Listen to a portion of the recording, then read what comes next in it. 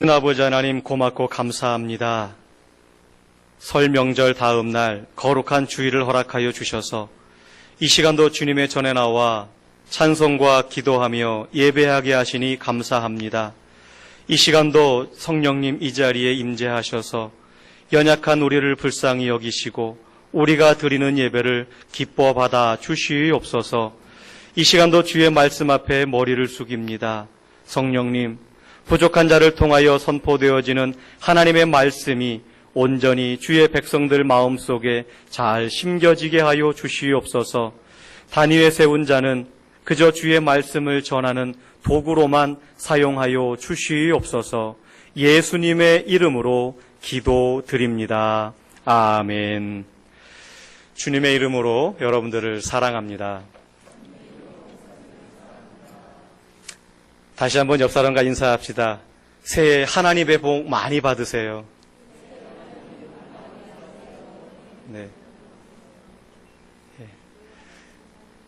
네, 그냥 복 많이 받지 마시고 하나님께서 주시는 복 많이 받으셔야 됩니다. 복의 근원은 하나님이십니다.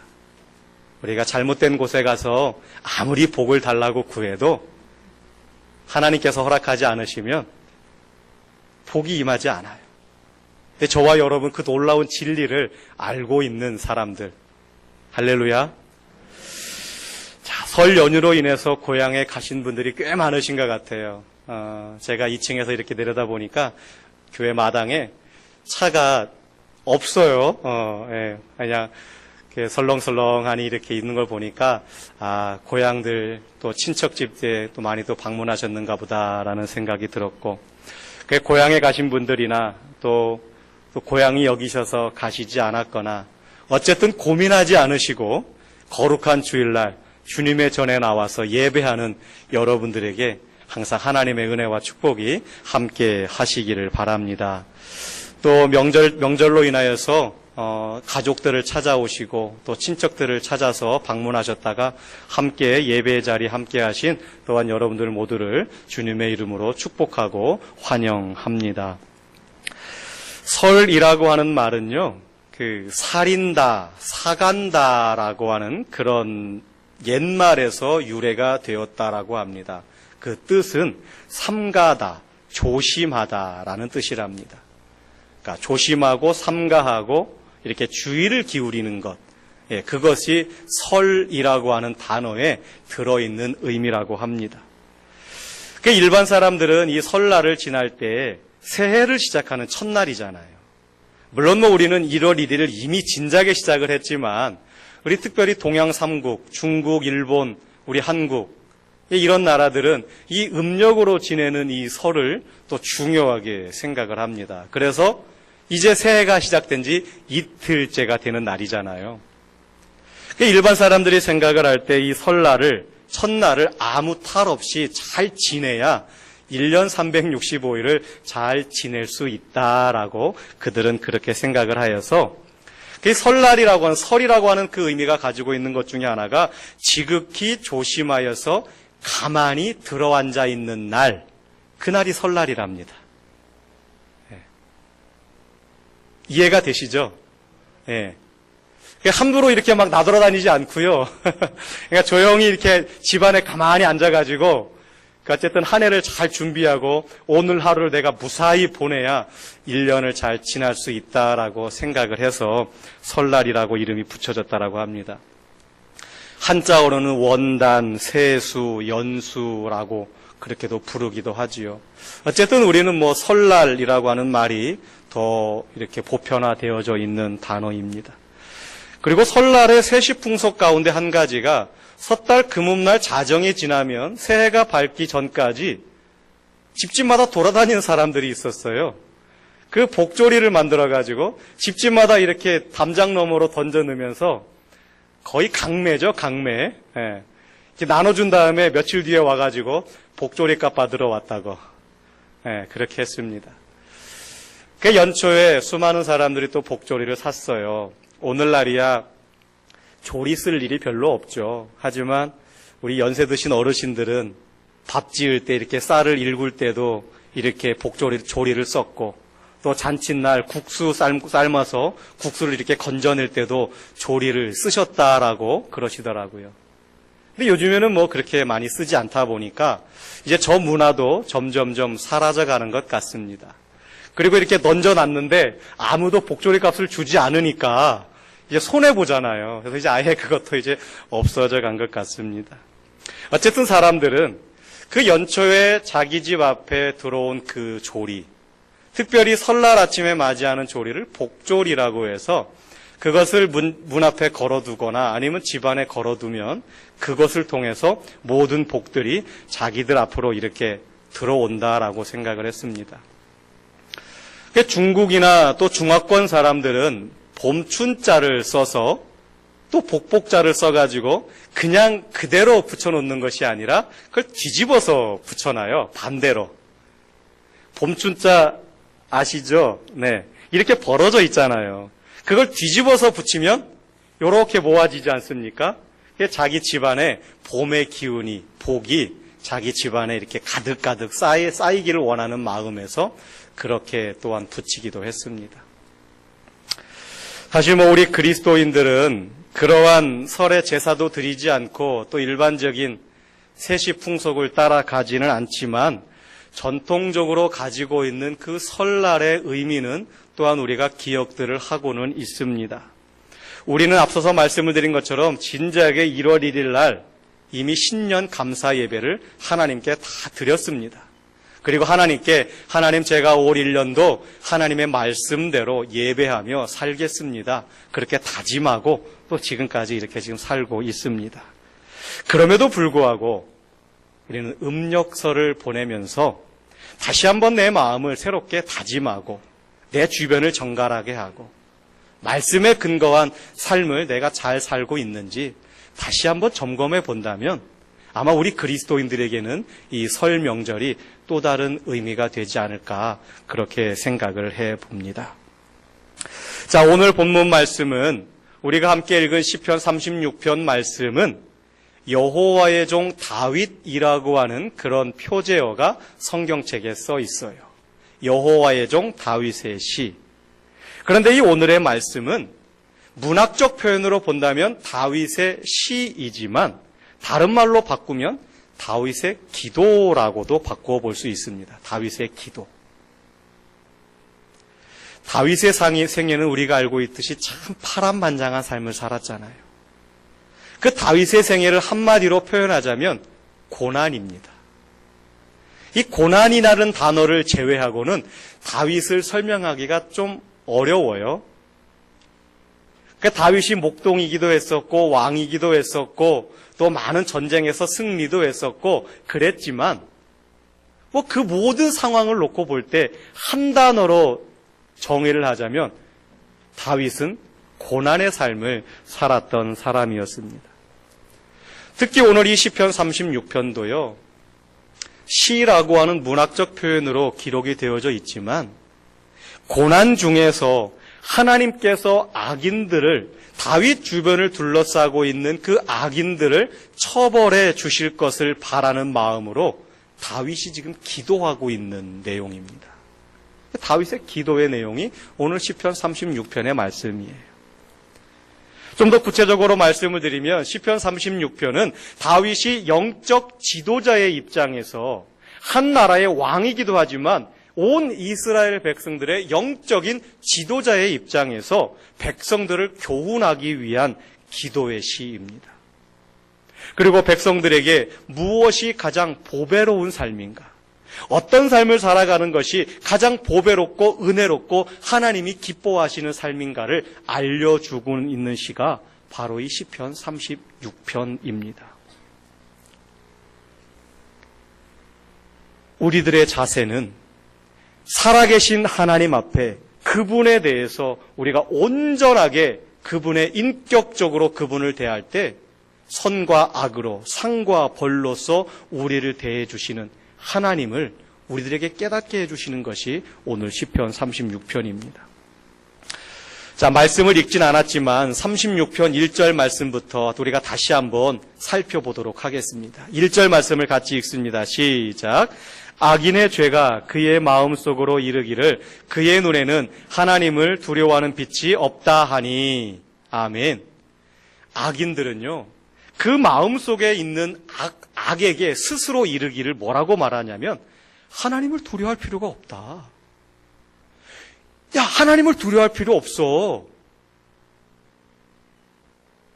하나님을 두려워할 필요가 없다라고 말한다는 것입니다. 여기서 쓰여진 악인의 죄라고 하는 이 죄라고 하는 히브리어 원뜻의 단어는요, 반역죄에 해당하는 단어입니다.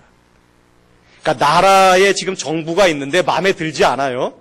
구테타를 일으키는 겁니다. 이 죄라고 하는 것은 반역죄에 해당하는 그런 죄를 말하고 있는 거예요. 다시 말해서 악인이 하나님을 두려워하지 않는다라고 하는 것은 단순히 하나님을 섬기지 않는 것으로 끝나는 것이 아니라 하나님의 주권을 인정하지 않고 하나님을 대적해서 자기가 그 하나님 자리에 앉겠다라고 하는 것을 지금 이야기하고 있는 것입니다. 하나님의 권위에 도전하는 행위를 지금 악인은 서슴지 않고 지금 하고 있다라는 것입니다. 자, 2절은 뭐라고 말씀하고 있습니까? 시작.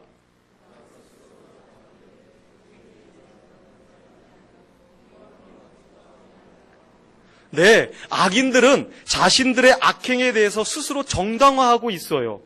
뿐만 아니라 자신의 악행에 대해서 하나님의 징벌도 없다라고 지금 호언장담하고 있는 것입니다. 그러면서 계속해서 자신들의 죄를 범하는 위선 행위를 그들은 계속해서 해나가고 있는 거예요. 내가 이렇게 행동할 수밖에 없었다. 그래서 하나님은 나에게 벌도 주시지 않는다. 그러면서 계속 나쁜 짓을 행하는 자들이 악한 자들입니다. 3절 말씀을 읽어볼까요? 시작.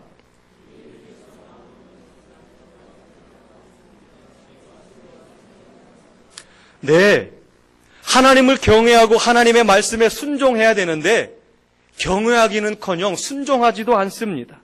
그리고 자기들의 죄악에 물든 성향을 따라서 늘 자기 마음대로 늘 살아갑니다. 자기가 최고죠. 자기가 인생의 주인입니다. 그게 악인들의 모습. 지금 다윗 주변을 둘러싸고 있는 다윗을 고난 가운데 빠뜨리게 한 자들의 모습입니다. 자, 성경은 우리에게 뭐라고 말씀하고 있을까요? 잠언 9장 10절 말씀입니다. 시작.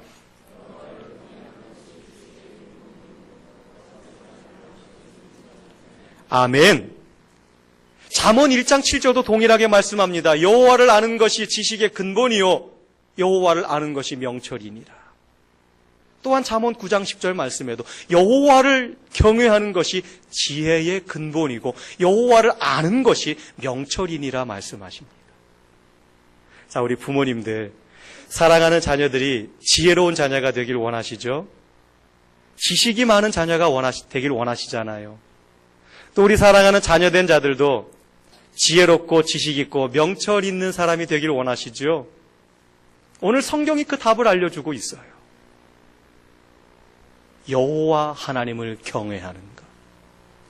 여호와 하나님을 두렵고 떨리는 마음으로 존경하고 예배하고 하나님의 말씀에 순종하고 하나님이 어떠한 분이신지를 바로 아는 것.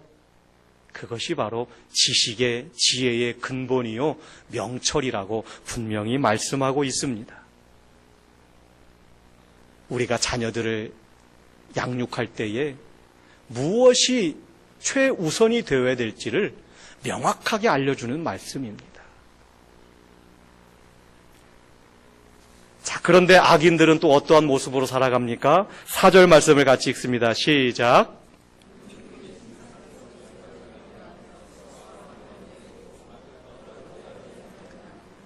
네, 침상이라는 게 뭡니까? 오늘 하루의 피곤함을 말끔히 씻을 수 있는, 내가 그냥 편안하게 누워서 잠을 자는 곳이잖아요. 거기서는 물론 때로는 여러 가지 사업의 문제, 관계의 문제 때문에 침대에 누웠지만 잠은 안 오고 좀 괴로울 때도 있습니다. 그러나 대부분 침대라고 하는 곳은, 침상이라고 하는 곳은 그날 하루의 피곤함을 말끔히 씻어주는 평안한 잠을 주는 곳이 바로 침상입니다. 그런데 악한 사람들은 그런 침상에서조차도 악을 꾀하고 있는 것입니다. 그리고 그와 같은 악행을 내가 실수했기 때문에 악을 저질렀다가 아니라 아주 적극적으로, 능동적으로, 아주 상습적으로 악을 행한다라고 오늘 다윗은 기록해주고 있습니다. 결국 다윗은 이 시편 36편 말씀을 통해서요, 하나님께 간구하고 있는 말씀이기도 하지만 다윗이 이야기하고 있는 것은 악한 사람들을 향하여서 살아계신 하나님을 두려워하고 경외하며 그분께 회개하고 돌아오라라고 지금 촉구하고 있는 것입니다. 악한 자들아, 하나님이 없다라고 말하는 자들아, 회개하고 주께로 돌아오라. 회개하고 주께로 돌아오라. 아무리 무섭고 추악한 죄인이라도 하나님께 돌아오면 주님의 인자하심을 누릴 수 있습니다. 주님의 인자하심은 바다처럼 넓습니다. 하늘처럼 높습니다. 그래서 그 어떤 사람을 막론하고 주님께로 나와 엎드리기만 하면 하나님은 다 품어주십니다. 그리고 그 주님의 인자하심을 맛보고 누린다라고 하는 것은 이 세상에서 그 어떤 것보다 가장 보배롭고 가장 존귀한 그러한 은총임을 믿으시길 바랍니다. 시편 117편 1절과 2절은 우리들에게 이렇게 고백하고 있습니다. 같이 읽습니다. 시작. 너희 모든 나라들아 여호와를 찬양하며 너희 모든 백성들아 그를 찬송할지어다. 우리에게 향하신 여호와의 인자하심이 크시고 여호와의 진실하심이 영원함이로다. 할렐루야. 아멘. 너희 모든 나라들아 여호와를 찬양하며 너희 모든 백성들아 하나님을 찬송하라라고 시편 기자가 우리들에게 권면하고 있습니다. 하지만 오늘날 많은 사람들이 어떻습니까? 하나님을 찬양하기보다는 물질과 쾌락과 권력과 명예를 좋아하고 심지어 그것들을 찬양하는 모습을 보지 않습니까? 우리 사랑하는 소망교회 성도님들은 지금 이 순간, 지금까지 살아오시면서 무엇을, 누구를 찬양하고 계십니까? 우리에게 향하신 여호와의 인자하심이 크고 진실하심이 영원함이로다. 할렐루야. 우리가 하나님을 찬양하는 이유에 대해서 시편 기자는 분명하게 말하고 있습니다. 단 2절밖에 기록되지 않은 그 시편을 통해서 우리가 하나님을 찬양해야 되는 이유가 무엇이냐? 바로 여호와의 인자하심이 크시기 때문입니다. 여호와의 인자하심이 크시기 때문에 우리는 온 우주 만물은 마땅히 찬양해야 함을 이야기하고 있습니다. 인자라고 하는 단어는 인애와 자비라고 하는 두 단어가 이루어진 단어입니다. 하나님의 인자하심과 하나님의 자비하심, 그것은 바로 우리를 향하신 하나님의 마음입니다. 주님의 사랑은요,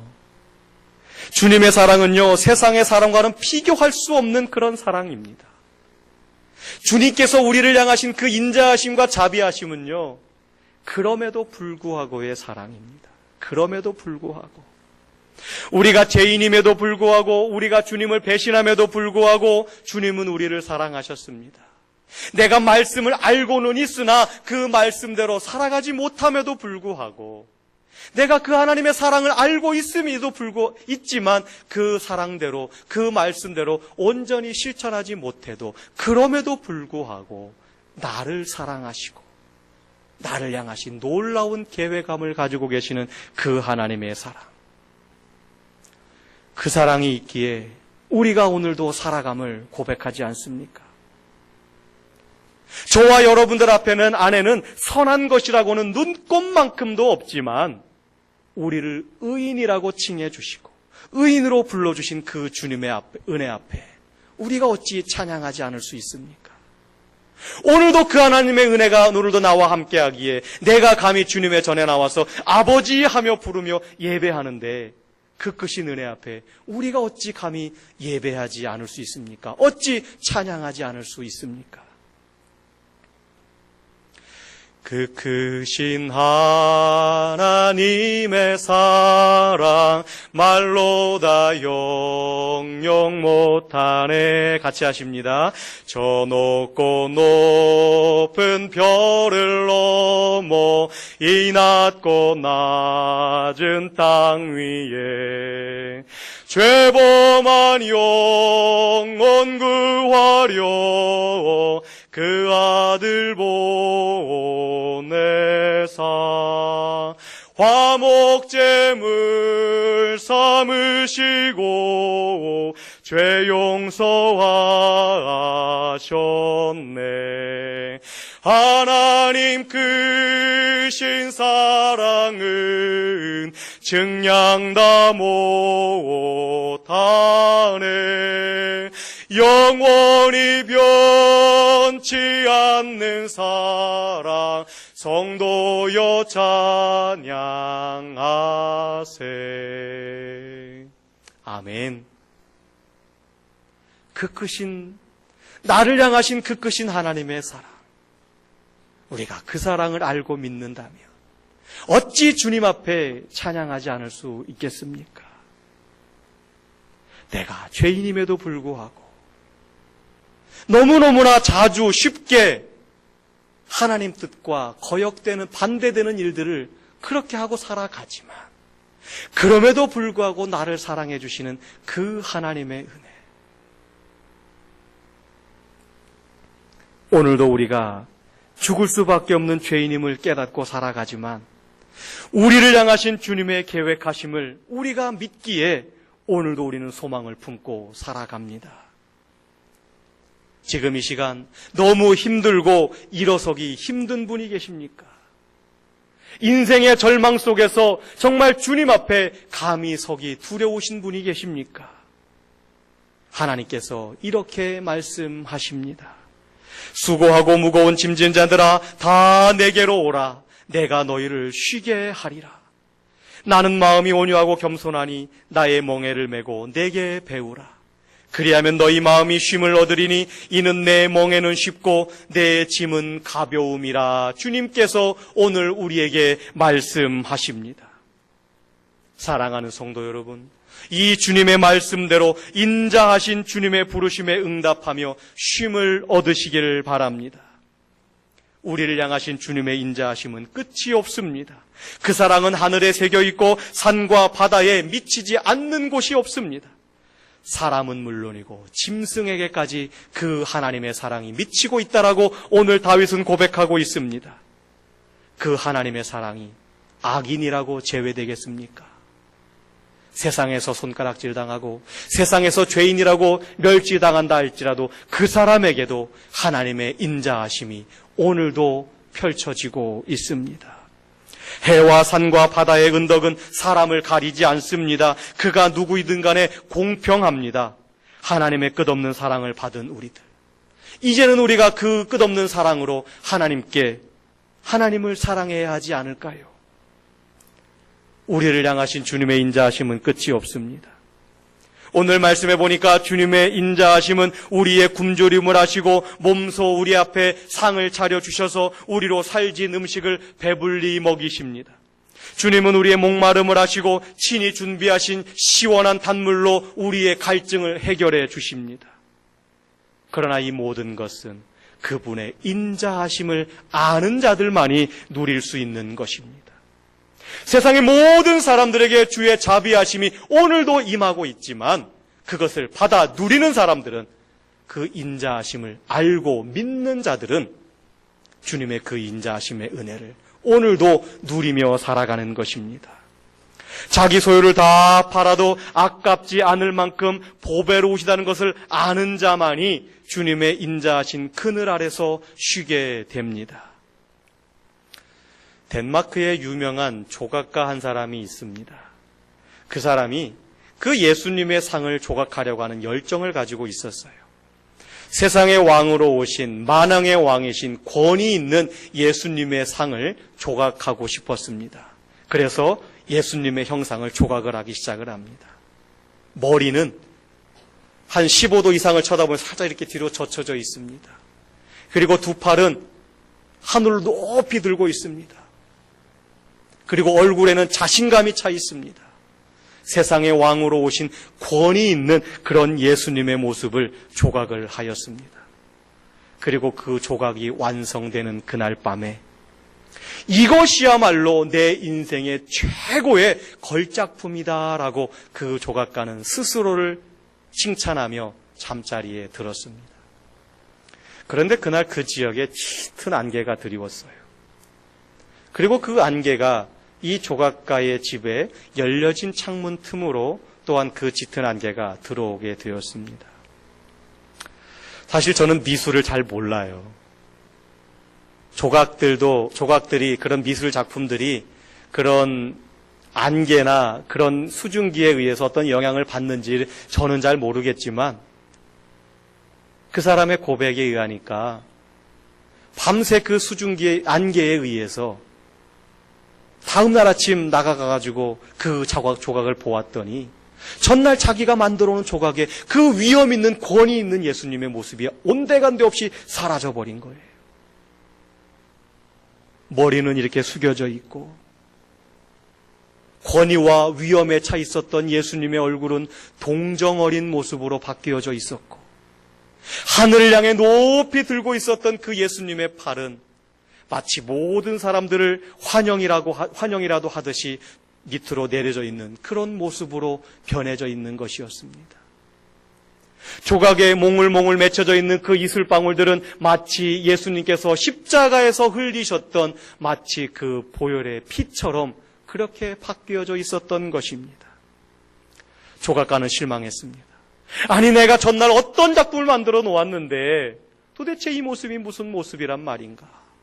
내가 얼마나 많은 시간을 들이고 얼마나 많은 공을 들였는데 자기 눈앞에 펼쳐져 있는 그 머리는 숙여지고 얼굴 표정은 동정어린 모습이고 두 팔은 밑으로 축 내려져 있는 그 모습을 보니까 지나간 시간이 너무나 아까웠어요. 다시금 만들 걸 생각하니까 앞이 캄캄했습니다. 그런데 그때 그 순간 그 어떤 신비한 힘이 그의 마음을 변화시키기 시작했습니다. 조각가는 그 모습에서 예수님의 진정한 모습을 발견하게 되었습니다. 그리고 그 조각상에다가 새로운 이름을 붙였는데 다 내게로 오라. 내게로 오라 라고 두 팔을 벌리신 예수님의 모습을 보고 작품의 제목을 내게로 오라 라고 작품의 제목을 정했다라고 합니다. 우리는 어느 순간이고 하나님의 사랑과 인자하심에서 떠나서 살 수 없습니다. 아침에 깨고 낮에 일하고 저녁에 잠자리에 들 때까지 하나님의 사랑하심과 하나님의 자비하심 속에서 인자하심 속에서 우리들은 살고 있습니다. 공기를 잠시 동안이라도 마시지 못하면 죽는 것처럼 하나님의 사랑과 인자하심을 마시지 못하면 우리는 살 수 없습니다. 살지 못합니다. 어떤 사람이 밭을 갈다가 땅속에 보화가 감추어져 있는 것을 발견하게 되었습니다. 그러자 밭을 갈던 것을 그만두고 집에 돌아가가지고 자기가 그동안 모아놓은 모든 재산을 다 털어가지고 그 밭을 샀어요. 그리고서는 다시금 그 밭에 가서 땅속에 감추어져 있는 그 보화를 캐내었습니다. 예수님을 믿는다는 것, 예수님을 안다는 것, 바로 그것입니다. 주님을 발견하고 주님을 만나고 내 소유를 다 팔아서라도 그 주님을 내가 사드려야 되는 것입니다. 그리고 그 주님을 내 소유로 만들어야 합니다. 하나님을 보배로 여기고 심중에 모시려는 열정이 바로 믿음인데 이런 믿음으로 살면 하나님이 여러분들을 보배로 여기십니다. 내가 주님을 보배로 여길 때에 주님도 우리를 보배로 여기십니다. 주의 날개 그늘 아래 피하시기 바랍니다. 이 세상은 안전지대가 없습니다. 자칫 한눈 팔고 방심하면 시험에 빠질 수밖에 없어요. 우리 성도는 주님의 날개 아래 피해야 됩니다. 주님의 날개 그늘에 피하면 주님께서 품어주시고 안아주시고 보호해 주십니다. 하나님의 인자하심은 보배와 같습니다. 주님의 십자가 사랑은 천만금을 주고도 바꿀 수 없는 사랑입니다.